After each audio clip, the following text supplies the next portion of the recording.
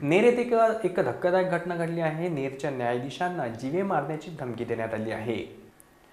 सर्वोच्च न्यायालयात सरन्यायाधीशांचे प्रकरण गाजत असतानाच आता यानंतर चक्क न्यायाधीशांना जीवे मारण्याची धमकी देण्याचा प्रकार यवतमाळ जिल्ह्यातील नेर न्यायालयात समोर आला आहे।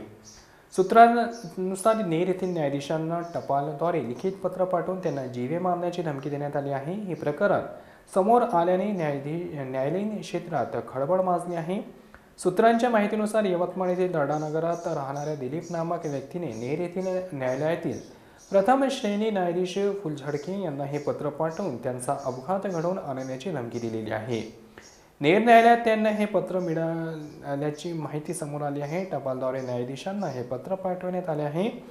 माहितीनुसार यवतमाळ शहरातील कोणत्या दिलीप नामक या व्यक्तीने न्यायाधीशांना जे पत्र पाठवले आहे त्यात जर संबंधित प्रकरणात त्याला शिक्षा झाली तर तुमचा अपघात घडवून आणू, जीवाने मारू अशा आशयाचा मजकूर नमूद केलेला आहे। नेर न्यायाधीशांच्या धमकींची ही गंभीर बाब उघडकीस येताच न्यायाधीश फुलझडके यांच्या वतीने नेर न्यायालयाचे कर्मचारी दितेश तोडापे यांनी नेर पोलिसात तक्रार दाखल केली आहे। दरम्यान नेरचे ठाणेदार अनिल बहेराय्या यांनी तक्रारीची दखल घेत तपास सुरू केलेला आहे।